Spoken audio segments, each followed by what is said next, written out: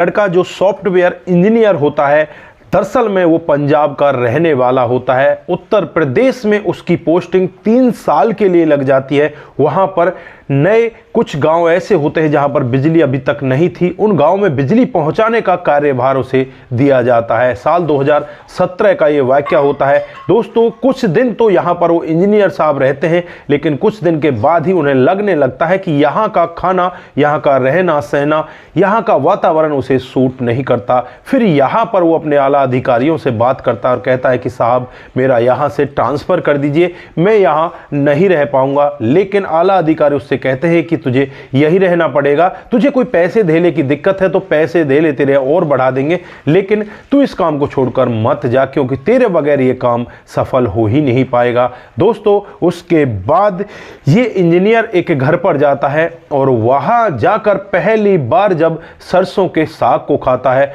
तो बस वो वहीं का होकर रह जाता है। तमाम तरह की मुसीबतें इसके जीवन में आती हैं, फिर भी उस जगह को ये नहीं छोड़ता और वहीं पर इसको प्यार हो जाता है। दोस्तों, क्या थी पूरी कहानी? अगर आप लोग भी पूरे मामले को डिटेल से जानना चाहते हैं तो वीडियो को जरा सा भी स्किप ना करें, लास्ट तक वीडियो को जरूर देखिएगा। आगे बढ़ने से पहले हमारी वही रिक्वेस्ट की जो हमारे चैनल के साथ नए हैं, कृपया करके चैनल को फॉलो कर लें, बेल आइकन को जरूर प्रेस करें। नमस्कार, जय हिंद। आप देख रहे हैं APH न्यूज राहुल रावत के साथ। दोस्तों, आज की जो हकीकत की घटना आप लोगों को बताने जा रहा हूं, उत्तर प्रदेश के सोनभद्र जिले के एक गांव की साल 2017 की हकीकत की घटना है। यहां पर हरजीत सिंह इंजीनियर होता है जो पंजाब का रहने वाला होता है और यही सोनभद्र जिले में वो कामकाज के लिए आ जाता है। बहुत बड़ी लाइन यहां पर बिजली की बिछने वाली होती है, क्योंकि कई गांवों में यहां पर लाइट नहीं होती। अब सभी गांवों में लाइट आए, इसलिए सरकार की मुहिम होती है कि हर गांव में लाइट पहुंचाई जाए।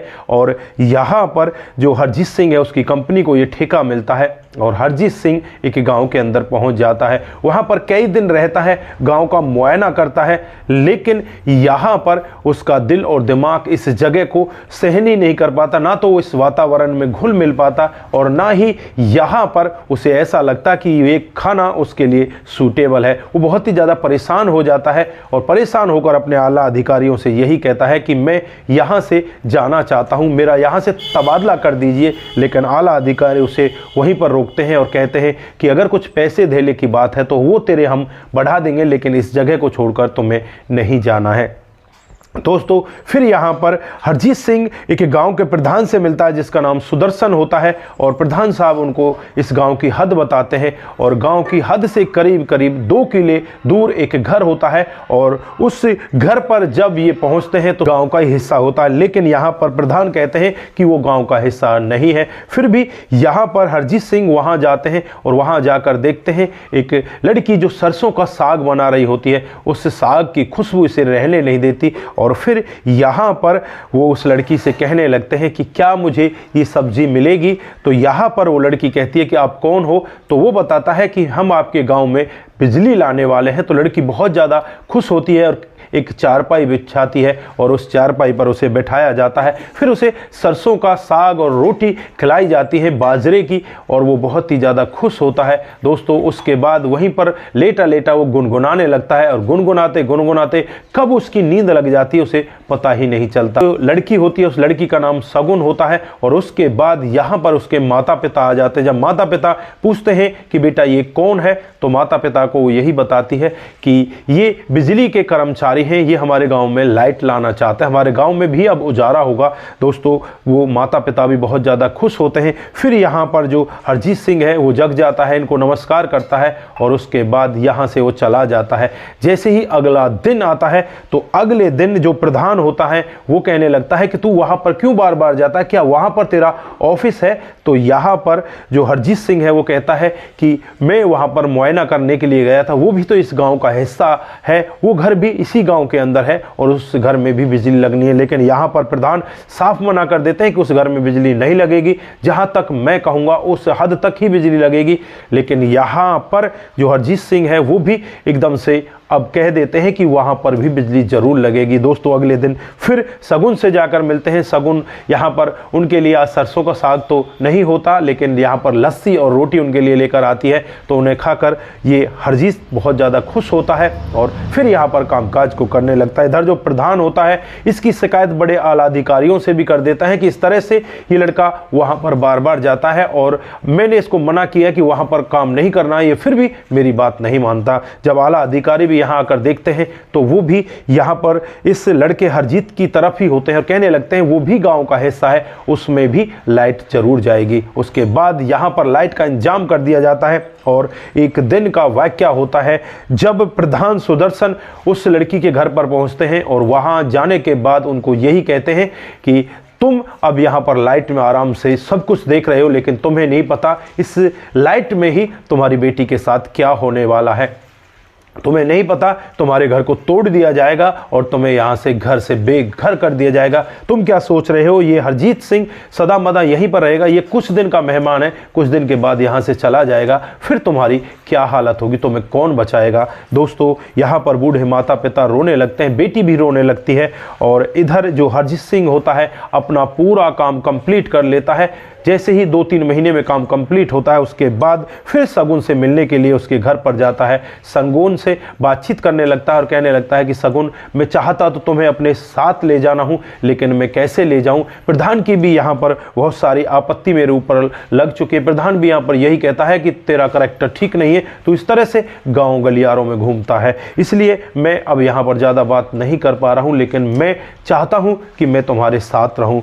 यहाँ पर जो शगुन है अपनी आंखों में आंसू भर लाती है और कहने लगती है कि साहब चाहती तो मैं भी यही हूँ, लेकिन मैं करूँ तो क्या करूँ, मेरे साथ में ये प्रधान बहुत गंदा करने वाला है, क्योंकि जब तुम यहाँ से चले जाओगे उसके बाद जो मेरे साथ में होगा मुझे भी नहीं पता, क्योंकि वो मुझे यहाँ पर धमकी देकर गया है। दोस्तों अब यहाँ पर जो हरजीत है वो कहने लगता है कि क्या धमकी देकर गया है, तो वो बताती है कि वो इस तरह से कहकर गया है कि इस लाइट के उजारे में ही तुम्हारी लड़की के साथ जो होगा कभी तुमने कल्पना भी नहीं की है। दोस्तों अब यहाँ पर हरजीत सिंह उसके घर वालों से बातचीत करता है और उन्हें कहता है कि मैं आपकी बेटी से शादी करना चाहता हूँ, क्या आप सब लोग इस सब के लिए तैयार हैं।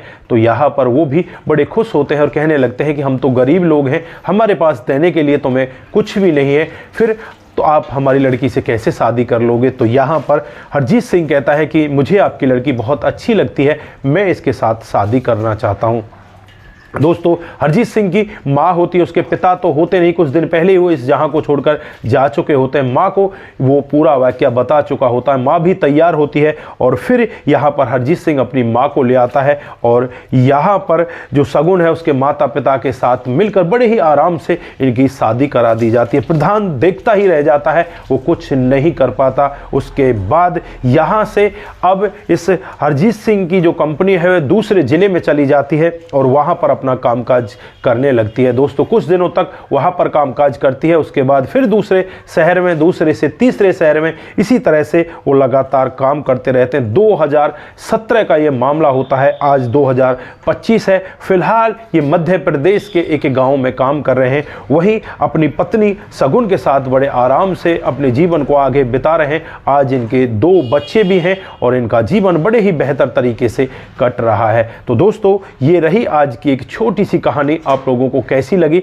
अगर आपको जरा सी भी प्रभावित करती है, जरा सी भी अच्छी लगती है तो दोस्तों के साथ जरूर शेयर करके जाएं। दोस्तों आपका एक शेयर हमें आगे बढ़ाता है और इसी तरह से सस्ता पर आधारित कहानियां हम आपके बीच लेकर हाजिर होते रहते हैं। तो दोस्तों आप यहां पर जो भी कहना चाहते हैं एक बार कमेंट बॉक्स में जरूर कहिएगा। आज के लिए बस इतना ही, फिर मिलते हैं किसी नए मोड के साथ। तब तक के लिए आप अपना ख्याल रखें, परिवार का ख्याल रखें, सतर्क रहें, सावधान रहें। दोस्तों जिन साथियों ने हमारे पिछले वीडियोज पर कमेंट किए थे उनका नाम हम यहाँ पर बारी बारी से लेने वाले हैं।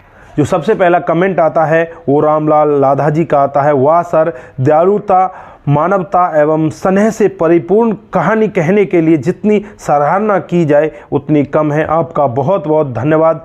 रामलाल लड्ढा, निवासी लांबा, हरी सिंह तहसील, मालपुरा जिला, टोंक, राजस्थान से आपका बहुत बहुत धन्यवाद। आप हमें इतना अच्छा प्यार देते हैं, इतने अच्छे कमेंट हमारे साथ में करते हैं, आपका बहुत बहुत धन्यवाद। उसके बाद कलाम सिख जी हमें लिखते हैं कि आपकी कहानी बहुत ही अच्छी लगती है, आपका बहुत बहुत धन्यवाद। उसके बाद सुरेश नागौर जी, बहुत ही सुंदर शानदार स्टोरी, आंखों से आंसू निकल गए, आपका भी दिल की गहराई से बहुत बहुत धन्यवाद। शंकर स्वामी जी, आपकी कहानी बहुत ही अच्छी लगती है, आपका भी बहुत बहुत धन्यवाद। रतनलाल शर्मा जी, नमस्कार भाई साहब, आपकी कहानी बहुत अच्छी लगती है और आपकी कहानी बहुत ही सराहनीय है, आपका भी बहुत बहुत धन्यवाद। प्रेमचंद शर्मा जी, बहुत सुंदर कहानी सुनकर बहुत अच्छा लगा, वेरी नाइस, आपका भी बहुत बहुत धन्यवाद। उसके बाद तेज प्रताप सिंह, बहुत सुंदर स्टोरी है, आपका भी बहुत बहुत धन्यवाद। सिंह दिग्विजय, वेरी पवित्र कहानी है, work done by the couple, बहुत बहुत धन्यवाद, आपका भी बहुत बहुत धन्यवाद। पल्लवी मिश्रा जी हमें लिखती हैं, अच्छा काम का अच्छा कर्म, गॉड ब्लेस हिज फैमिली, बहुत बहुत धन्यवाद आपका। कमल सिंह जी हमें लिखते हैं, टॉप स्टोरी, आपका भी बहुत बहुत धन्यवाद। मुमन Srivastava ji, very nice, top video, बहुत अच्छी है, बिहार 28 से, आपका बहुत बहुत धन्यवाद। विनोद रावत जी हमें लिखते हैं, नाइस स्टोरी, आपका भी बहुत बहुत धन्यवाद। Monu Jain ji, very nice video, आपका भी दिल की गहराई से बहुत बहुत धन्यवाद। प्रवीण सिंह बेलावत जी, आपकी कहानी बहुत ही अच्छी है, आपका भी बहुत बहुत धन्यवाद। उसके बाद प्रेम माला जी लिखते हैं कि गुड जॉब, आपका भी बहुत बहुत धन्यवाद। उसके बाद संतोष ओझा जी, बहुत सुंदर भैया जी, बहुत बढ़िया कहानी कही है, आपका भी बहुत बहुत धन्यवाद। रामचंद्र चौधरी जी हमें लिखते हैं, वेरी गुड स्टोरी, उनसे बहुत बहुत धन्यवाद। इसी तरह से आप सभी लोग हमारे साथ बने रहें, इसी तरह से आप अपना प्यार हमारे साथ बनाए रखें, सतर्क रहें, सावधान रहें, रिश्तों की अहमियत को जरूर समझें। नमस्कार, जय हिंद,